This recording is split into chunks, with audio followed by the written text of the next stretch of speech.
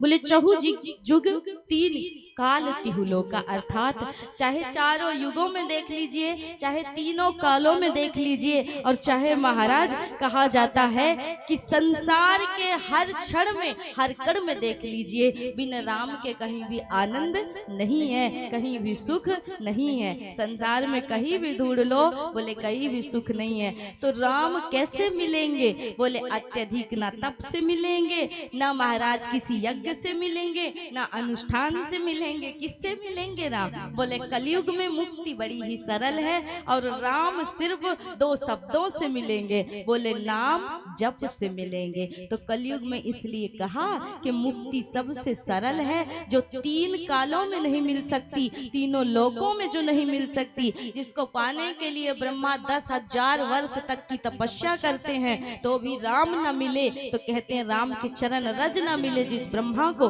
बोले वो कलयुग के जीव को साधारण सिर्फ राम राम राम राम जपने से मिल जाता है महाराज। इसलिए कलयुग में जीव यदि चाहे तो उसके हाथ में मुक्ति है, और यदि जीव चाहे तो उसके हाथ में ही बंधन है महाराज। अगर आप जब तक अपने मन में राम को नहीं बिठाते, आप संसार से बंधे हैं, काम से बंधे हैं। जिस दिन आपने काम को निकाल दिया, उस दिन आपका मन अपने आप राम से बंध जाता है। इसलिए कथा से यही सीखना है, कथा यही शिक्षा देती है कि शरीर संसार के लिए है, लेकिन आत्मा राम के लिए है, क्योंकि आत्मा का संबंध परमात्मा से होता है, और आत्मा से जो निरंतर राम को भजता है वही राम में समा जाता है महाराज।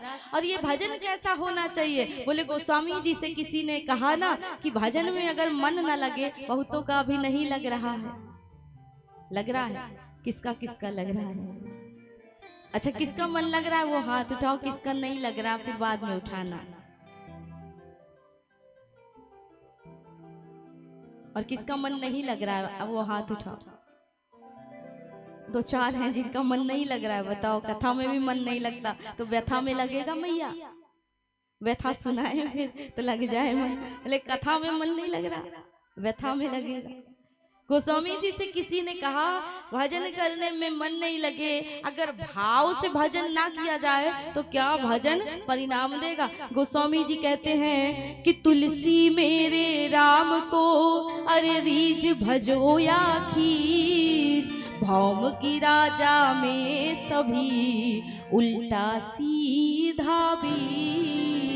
जब किसान खेती करता है तो भूमि में यह नहीं देखता बीज को बोते समय कि उल्टा है कि सीधा है, बोले बस बीज को लगाता जाता है, लगाता जाता है, बुआई करता जाता है। समय आने पर समय समय पर खाद्य और जल देता रहता है, समय आने पर वही बीज सुंदर अनाज के रूप में, वृक्ष के रूप में परिवर्तित हो जाता है। बोले उसी प्रकार भाव से जपो या कुभाव से जपो, राम में वह शक्ति है कि अगर तुम कुभाव से भी जपोगे तो नाम में वो शक्ति है कि वो भाव अपने आप तुम्हारे हृदय में जगा देगा महाराज। इसलिए राम का चरित्र ही ऐसा है कि जो महाराज कभी भी राम को देखा भी ना हो, राम को सुना भी ना हो, वो भी राम का चरित्र, राम का नाम सुन करके खींचा चलाता है। इसलिए कलयुग में मुक्ति सिर्फ दो नामों से मिलती है। गोस्वामी जी कहते हैं कि महाराज भाव सागर जहाँ पार जो पावा, तो राम कथा ता कह दृढ़ नावा। भाव से जो तरना चाहते हो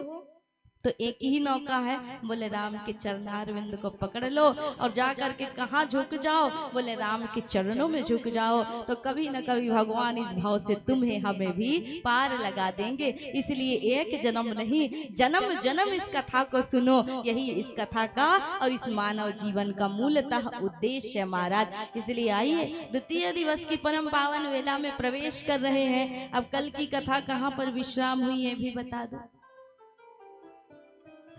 क्या सुना था कल? अच्छा, आए कौन कौन थे कल? जो आए थे वो हाथ उठाएंगे। देखो अब तुम सबरे झूठ बोल रहे हो, आए तो बड़ी संख्या में लोग थे, लेकिन चूंकि हमने प्रश्न पूछा है इसलिए झूठ बोल रहे हैं। हमने देखा है, देखो मैया एक बड़ी अच्छी बात है हमारी कि जो मेमोरी है ना, बुद्धि है हमारी बड़ी तेज है, कहना नहीं चाहिए पर तेज है। एक बार अगर जिसे देख लेते हैं ना तो भूलते नहीं है महाराज। इसलिए झूठ मत बोलना। आए तो तुम सबरे थे, जो सामने बैठी हो तो आई थी, इसलिए झूठ मत बोलो।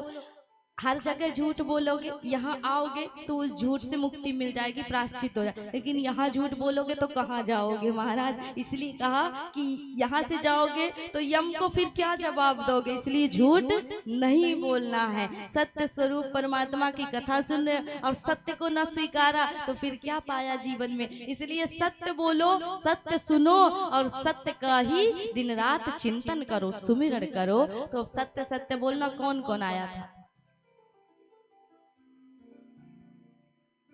अच्छा इतने ही आए थे, वहां की कल वाले गायब हो गए, आज की कहीं पूछ न दे, दूसरे आ गए। तो कल की कथा क्या सुनी हमने? देखो पूछते इसलिए है कि अगर हम पूछेंगे, आप बताओगे तो मतलब आपको कथा याद है, और कथा यदि याद है तभी तो आप अपने आप में बदलाव लाओगे ना, अपने आप को बदलोगे। क्योंकि कथा इसलिए नहीं सुना जा रहा है कि झांकी देख लिया, भजन हुआ तो नाच लिया और नाच कूद करके घर चले गए। देखिए एक होता है गाना, दूसरा होता है भजन, दो चीजें होती है। डीजे में बजता है गाना, फिल्मी दुनिया वाले भी गाते हैं गाना, और भी लोग गाते हैं गाना, तो गाने में नाचता है मानव, संसार नाचता है। लेकिन भजन में क्या होता है? बोले गाना और भजन में दो अंतर है, दोनों में एक एक ही अंतर है कि गाने में तन नाचता है, डीजे में कौन नाचता है? बोले पैर नाचते हैं, तुम्हारा तन नाचता है। लेकिन भजन में क्या नाचता है? बोले भजन में मन नाचता है महाराज। सिर्फ दोनों में इतना ही अंतर है। इसलिए यहाँ कोई गाना बजाना नहीं हो रहा, हम पहले आपको बता दे यहाँ क्या हो रहा है। बोले आत्मा का मंथन हो रहा है, अर्थात ये कथा मनोरंजन नहीं है कि झांकी देखी, कुछ हास्य परिहास की बातें सुनी और बोले नाचे गाए और घर चले गए। बोले ना, कथा है मनोमंथन। यहाँ आप अपने मन का मंथन करने के लिए आते। हमने पहले भी कहा ना, शरीर में वस्त्र में कोई दाग लग जाए तो तुम उसे सर्फ से धो दोगे, साबुन से निकाल दोगे, लेकिन मन में दाग लग जाए तो किससे धोओगे, किससे छुड़ाओगे? तो बोले मन के दाग को छुड़ाने के लिए हम कथा रूपी, सत्संग रूपी इस जल का प्रयोग करते हैं, राम नाम रूपी उस अमृतमय दिव्य जल का प्रयोग करते हैं, और जिससे मन के दाग को धोते हैं। तो कथा क्या है? मनोमंथन है, कथा मनोरंजन नहीं है। इसलिए जितना आप सुनेंगे उतना आप गुनेंगे और उतना ही आपका जीवन उससे बदलेगा। क्योंकि हर कथा कुछ ना कुछ आपके जीवन में बदलाव जरूर कर सकती, यदि आप उसे भली भांति विचार से, विवेक से स्वीकारें और उसके द्वारा समझदारी से उसका चिंतन करें, मनन करें। क्योंकि कथा तीन चीजों से बनती है। बोले श्रवणंती, स्मरंती और गायंती। अर्थात श्रवण करिए जो बताया गया है, स्मरण करिए जिसके बारे में बताया गया है, और बोले गायन करिए जिसके नाम को सिखाया गया है। तो तीन चीजों से कथा बनती है, श्रवणंती, गायंती और स्मरंती। अब स्मरण के बाद क्या आता है? बोले चौथा पायदान आता है निरध्यासन का। अर्थात जिस समय तुमने धुंधकारी को मुक्ति मिली, क्यों मिली? बोले समाज में बहुत से लोग बैठे थे, गोकर्ण जी ने कथा सबको सुनाई पर मुक्ति सबको नहीं मिली, विमान सबके लिए नहीं आया, बोले धुंधकारी के लिए आया। क्यों? बोले धुंधकारी ने 7 आसक्तियों को पार किया, 7 सीढ़ियों को लांघ गया। बोले पहले श्रवण किया, श्रवण के बाद चिंतन किया, चिंतन के बाद मनन किया, मनन के बाद निरध्यासन किया, और जब निरध्यासन की सीढ़ी से पार हुआ तब उसके लिए विमान आया। अर्थात जिसको सुना उसके बारे में समझा और उसके बारे में चिंतन करते हुए उसने अपने जीवन के अंतिम क्षणों को बिताया। इसलिए कथा कोई मनोरंजन नहीं, मनोमंथन है। जब तक आप सुनेंगे नहीं तब तक आप उसे समझेंगे नहीं, और जब आप समझोगे नहीं तो आपका जीवन बिल्कुल नहीं बदल सकता। आप व्यर्थ में यहाँ पर बैठे और समय गंवा रहे हो, यही बात रह जाएगी महाराज। इसलिए एक कान लेकर के आया करो, दूसरे कान को घर में छोड़ाया करो। अब काटना नहीं है कान को, ऐसा मत करना, नहीं तो सूर्पनखा की तरह काट करके चले आओ, काटना नहीं है। बोले देखो कथा को यदि वास्तविकता रूप से, वास्तविक रूप से यदि अंतर मन में उतारना है, हृदय में उतारना है, अपने आप को बदलना है, तो उसके लिए क्या करना है? बोले एक कान लेकर के आओ, दूसरा कान छोड़ आया करो घर में, एक कान में रुई डाल लिया करो, ताकि महाराज यहाँ से बात यहाँ से निकल ना जाए। बोले कहाँ जाए? अंदर जाए सीधे। कहते हैं ना संसार में कीमत उसी की है जिसके अंदर कोई ना कोई गुणवत्ता गुणवत्ता है। बाकी किसी को कोई पूछता है ये बताओ, जिसके पास जितना धन है, पद है, प्रतिष्ठा है, उसकी उतनी ही प्रभुता है, उतनी ही महत्वता है। संसार में उसी की पूछ है जिसके पास पूछ है महाराज, कोई ना कोई पद है, प्रतिष्ठा है। लेकिन कहते हैं भगवान की दृष्टि में उसी की पूछ है जिसके अंदर कोई ना कोई गुणवत्ता है, कोई ना कोई भाव है। तो कहते हैं एक बाजार में 3 मूर्तियों का विक्रय हो रहा था। अपने जीवन से ही समझना कि श्रोता भी कथा में 3 प्रकार के होते हैं। कहते हैं 3 मूर्तियों का वहां पर प्रदर्शनी में दिखाया जा रहा था। एक राजा गुजर रहे थे, साधु जी वो 3 मूर्तियां लेकर के बैठे थे।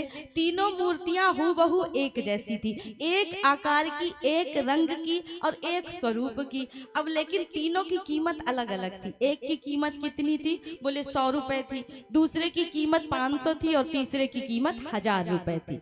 राजा ने पूछा कि मूर्तियां एक जैसी, एक वजन की, एक रंग की, एक आकार की, एक स्वरूप की, लेकिन तीनों के दाम में अंतर क्यों है? तो यहाँ पर साधु महाराज ने कहा कि तीनों में बस एक ही अंतर है। बोले एक जो पहली वाली मूर्ति है ना, जिसकी कीमत 100 रुपए है, बोले ये कान में अगर डोरी डालोगे ना, धागा डालोगे तो इस पार से इस पार निकल जाएगी, अर्थात इसके कानों में छेद है, आर पार हो जाएगी। तो ये पहली गुणवत्ता इसके अंदर है, छोटी सी गुणवत्ता है महाराज।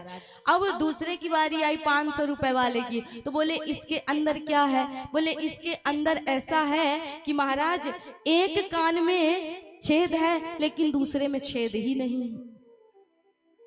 अब बात एक से जाएगी, दूसरे से कहां से जाएगी? इसलिए एक कान में तो छेद है, दूसरे में छेद नहीं। तीसरे में क्या है? बोले इसके एक कान में छेद है, डोरी डालोगे तो सीधे अंदर चली जाएगी, अंतर हृदय में उतर जाएगी। तो बोले उसी प्रकार 3 तरह के यहाँ पर श्रोता भी बैठे हुए हैं महाराज। बोले एक कैसे हैं? बोले आर पार वाले हैं, यहाँ से सुनते यहाँ से निकाल देते। दूसरे कैसे हैं? बोले इनके कानों में छेद ही नहीं है महाराज, ये बहरे होकर के बैठे हुई हैं। और तीसरे कैसे हैं? बोले एक कान लेकर के बैठे हैं, एक कान से सुन रहे हैं और सीधे हृदय में उतार रहे हैं, दूसरी तरफ जाने का कोई नियम ही नहीं है। इसलिए तीसरी क्वालिटी की गुणवत्ता अपने अंदर लाइए और एक कान को बंद करके एक ही कान से कथा सुना करो, तो सीधे कहाँ उतरेगा?